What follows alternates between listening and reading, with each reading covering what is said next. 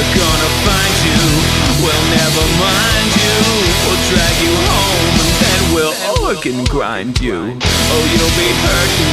All right, everybody, welcome to the They Live panel.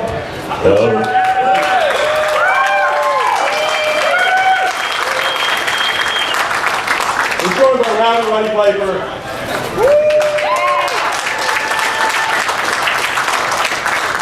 And Keith David. I have some bubble gum, so hopefully the video has to connect. And I'm wearing my glasses so I can see all that shit. Now, the movie was just released on Blu-ray. What about the film do you think holds up and people from a new generation love the film? I wasn't listening to you. Most people don't. Most people I've been married for 30 years, you know. What holds up with the movie? Yeah, why does the movie still hold up? It's coming true. Well, yeah. You see the Romney Obama thing? Damn, man. I think that one of the things was that John Carpenter put into it was Reaganomics. And it's a political statement, the entire movie is, obviously, I guess. You know? I'm like the one that just figured it out. Obey, consume, you know, we don't know what to do anymore. And I think that maybe with the recession and the hard times that our country's going through, that people are feeling that way more. And I think that keeps a film relevant. You want to say anything about it?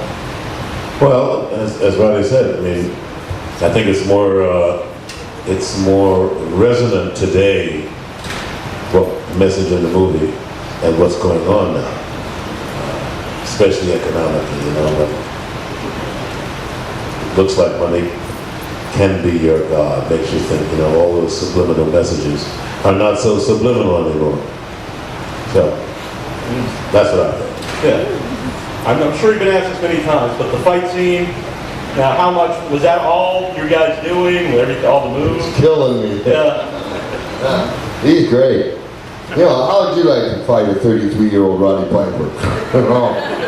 And not only that, through the entire movie, he helped me with the acting. Keith, if it wasn't for the movie lies on Keith's shoulders. And as for the fight, Keith can hit like Mike Tyson. Don't ever think he can't take care of himself. And there was a certain amount of energy that stayed in the fight because we tried to go as far as we could and not break it down. And you know, he's an accomplished martial artist also, so he knew what he was doing. And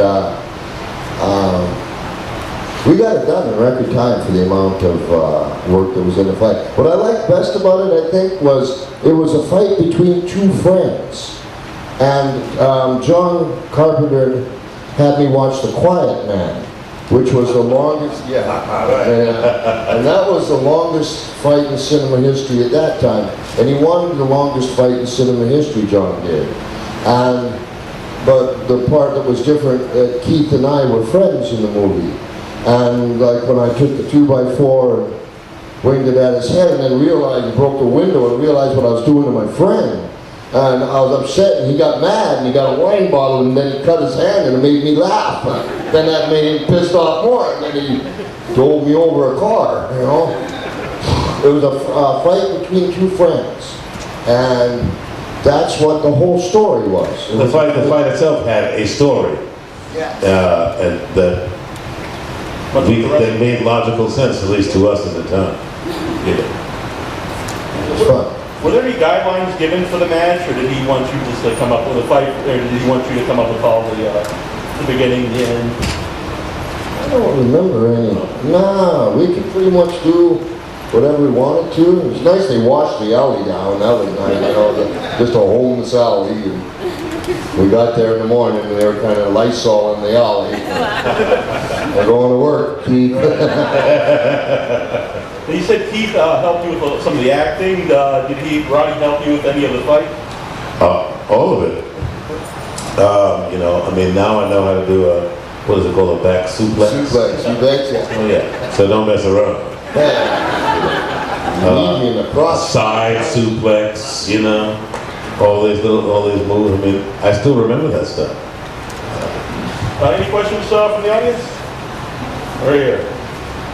So we know with the plot lines, Bubblegum came from Rowdy's Notebook of Joy, all your one-liners from the towns. How did people that weren't in the main cast react to Formaldehyde Face? Real fucking ugly. They didn't like me much. You know, I was a pro wrestler coming into the acting world, and there was an intensity that came with it. The people were wonderful, but maybe it added to the movie a little bit because there was I had a little bit, with the exception of Keith and Nate and John, I had a little bit of, oh, here comes another jock wanting to be an actor at the time.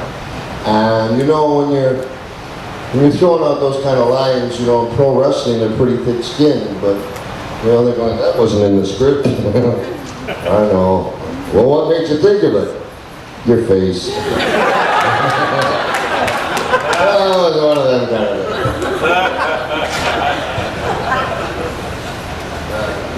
Anyone else in the audience here? Right here. Yes. Which movie was harder for you to make, The Thing or They Live? The Thing was my first movie.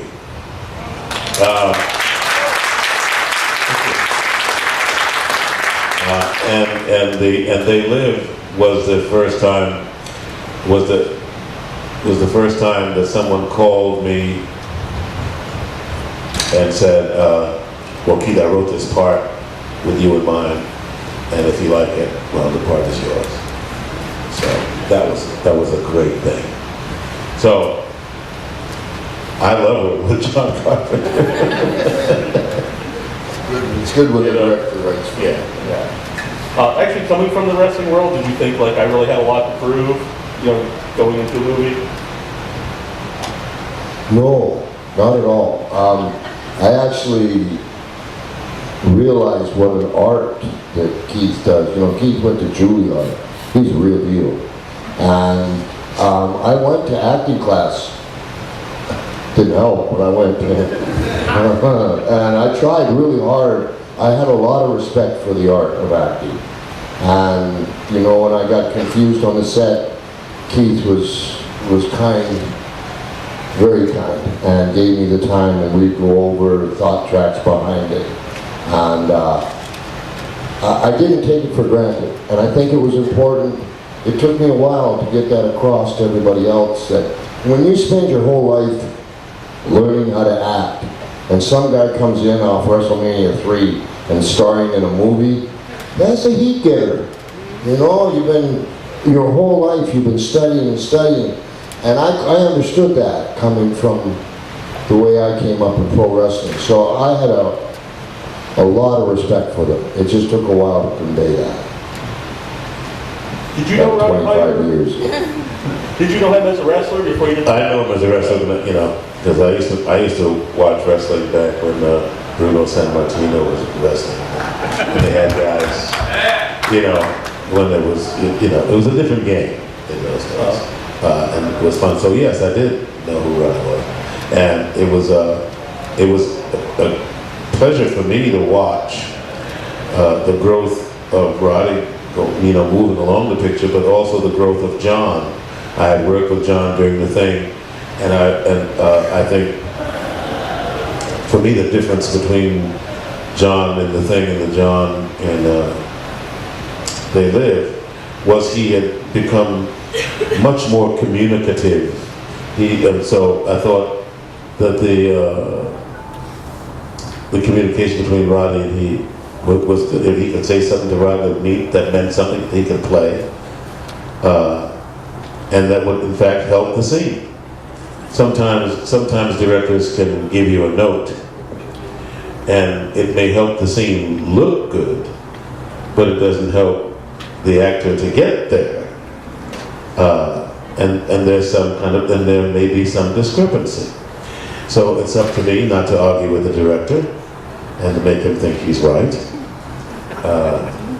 even when I don't think so. But, you know, I choose at this point in my life not to argue, although there are things to be argued about. most of the time what I'll do is I'll try to do what I think is best and make him think it was his idea. You've been a good wrestler.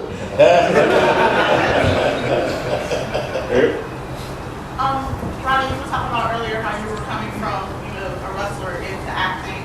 I wanted to ask you about how there are a lot of The Rock's and John Cena saying, the Big Show and the Triple H is coming out and doing movies. And do you think that helps bring more fans into wrestling itself, or if you think it just sort of brushes them off as something different?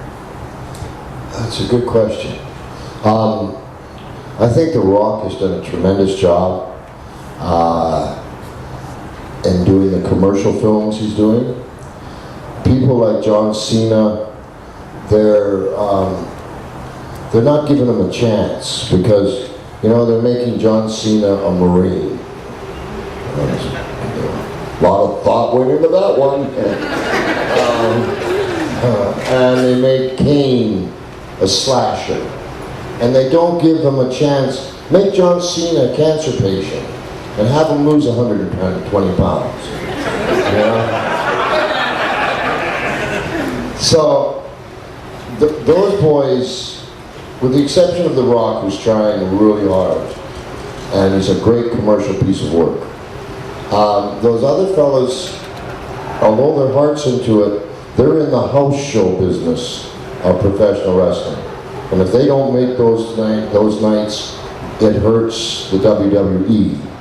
So they're put into vanity pieces.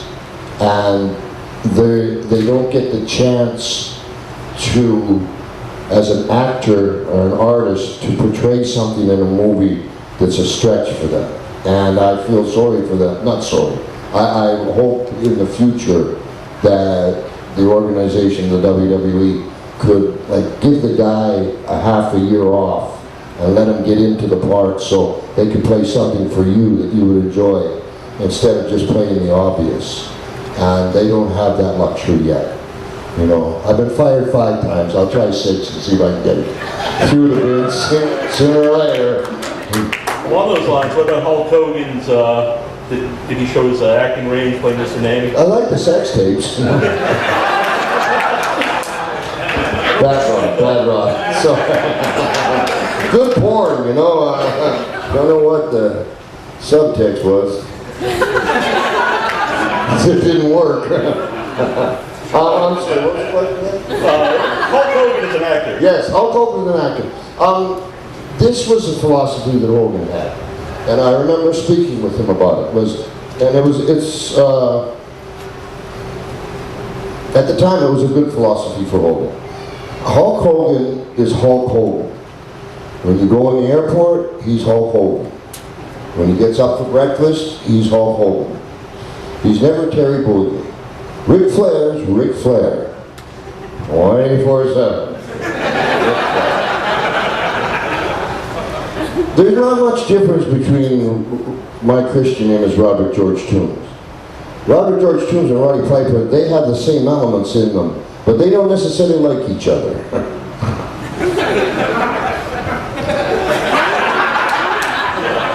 me get the couch out. So I don't need to scream and shout and wear a kilt in the airport. For me, it doesn't, Besides that, you were stabbing me anyway, And what Hogan's philosophy was this: I'd just be Hulk Hogan in Thunder in Paradise, the TV series he did. I'll just play Hulk Hogan, and if I can get Hulk Hogan over in the acting world, just as Hulk Hogan was a place where he was comfortable, then that'll work. And in Mr. Nanny, the reason that they came up with No Holds Barred was because I did They Live. I got fired for doing They Live. And Vince McMahon sent a message to my lawyers, said, you tell Roddy Piper that Hulk Hogan and Vince McMahon are the only true blue WWFers. And then they went into a room for a week and wrote No Holds Barred because we did They Live. And that's what started the problems with Vince McMahon and myself. Because they were mad at me, like I had deserted them. They felt that the WWF at the time felt that, well, you were on our TV, we made you, but I've been wrestling 14 years before I ever heard of you. And I was on TBS with Gordon Soley that was international, and et cetera, et cetera. So it started a huge piece of animosity that still exists to this day. And sucks.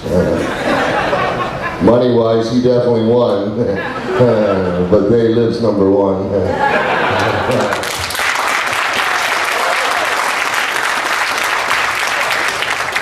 Question for Keith.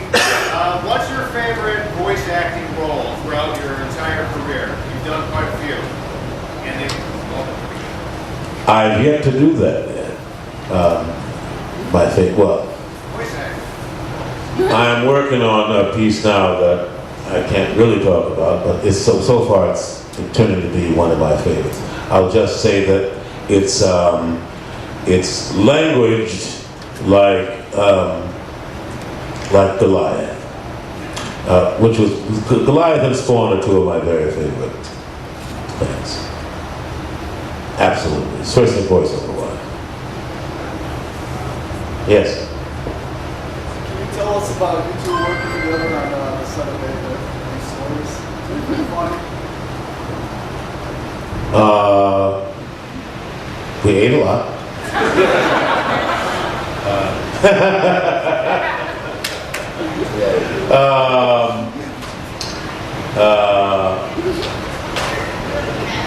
Worked out a lot.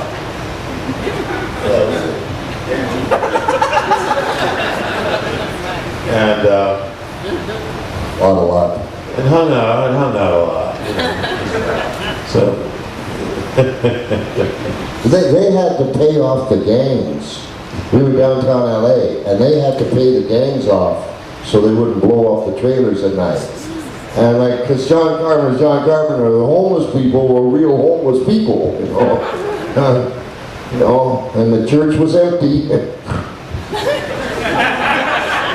Hollywood. Question over here? Any other questions? Question for Keith David regarding the thing. You guys had an Asteroids arcade machine on set. Who was the best player at Asteroids? I'm not a historian. I don't remember. Now that you bring it up, I remember playing, but you know, I was never great at video games. I mean, even the ones I do, I play, I never get past the second or third level, you know, and then I just get frustrated and tell my son to take over.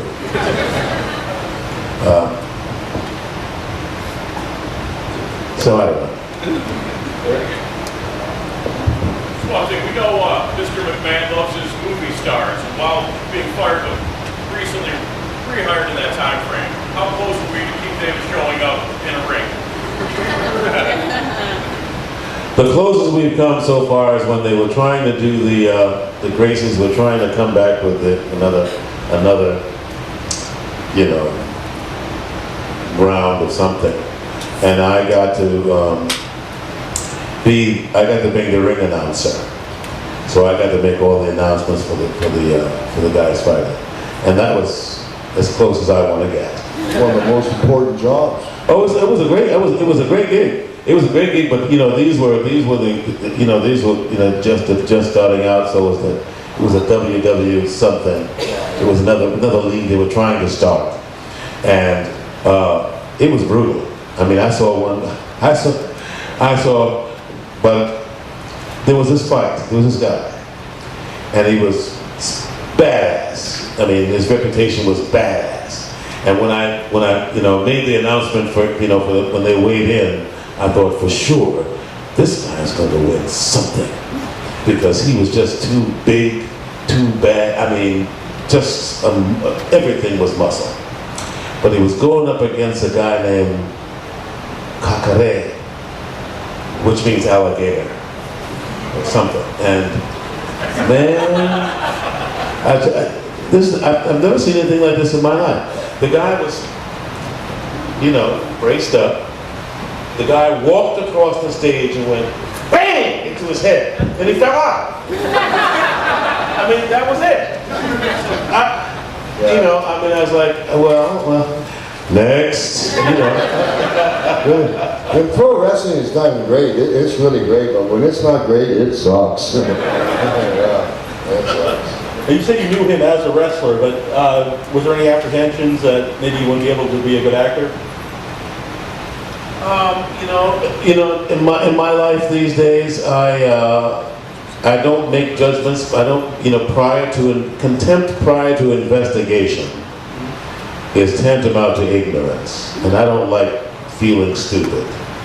So I don't run before my horse too much. You know.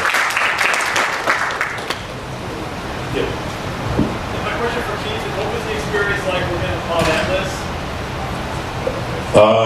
It was one of the most wonderful, you know, in chronology, The Thing was my first movie. They Live was right after my second movie, I think. It was 86? 88. So I didn't work in the movies for 4 years after The Thing. The next film I did was Platoon. I forgot, what am I answering? It's rubbing off on you, isn't it? Right.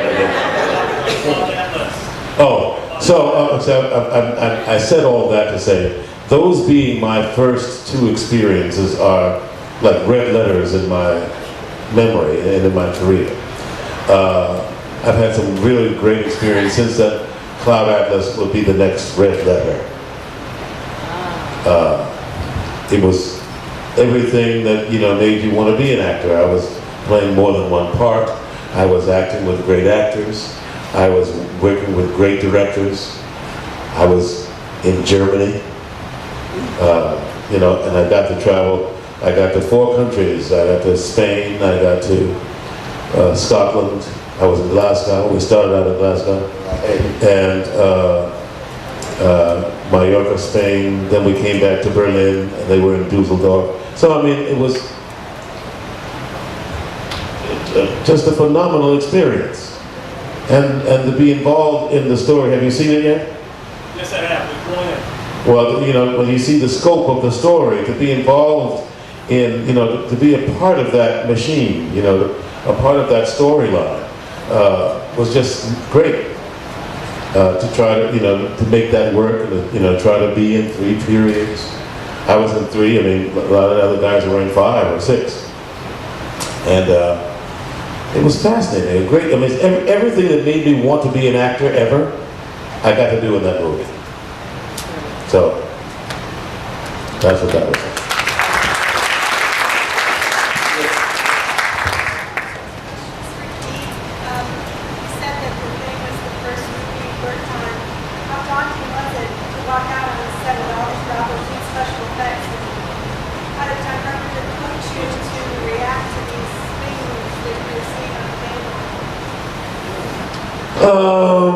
Well, you know, we talked about it many times, how certainly being in front of some of those things that you saw, like the first time that the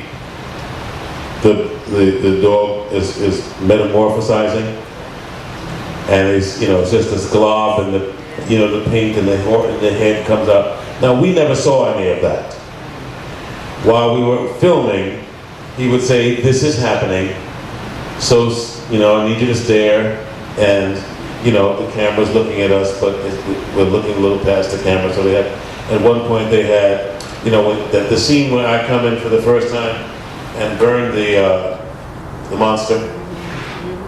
Well, there was nothing there. I mean, they put like something that looked like a giant spider. There was no one. So, you know, it was like acting 101. You know, just, you know, you're just making believe that it's there. It was, you know, just don't overact. But, you know, we're doing the horror movie, so how badly could you overact? You know, it was, so it was fun like that. And we had to do that quite a lot. You know, with you know, especially like with the head. You remember when the head sprouted legs? The spider legs. And it was great because all he said he's going to walk from over there to over there. So I just want you to follow him slowly with your head. And at one point, oh, fucking Christ. Yeah. So we weren't seeing anything. But when I saw the movie, it was like, oh, shit. Wow, okay.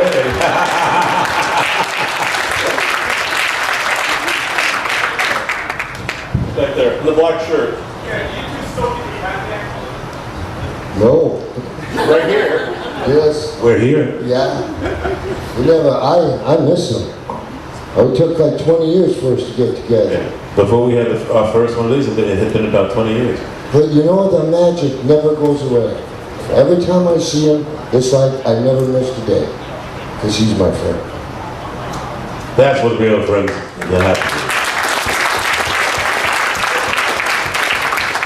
Well, we want to thank Roddy Piper and Keith David for coming out here. Give them a round of applause. Thank you.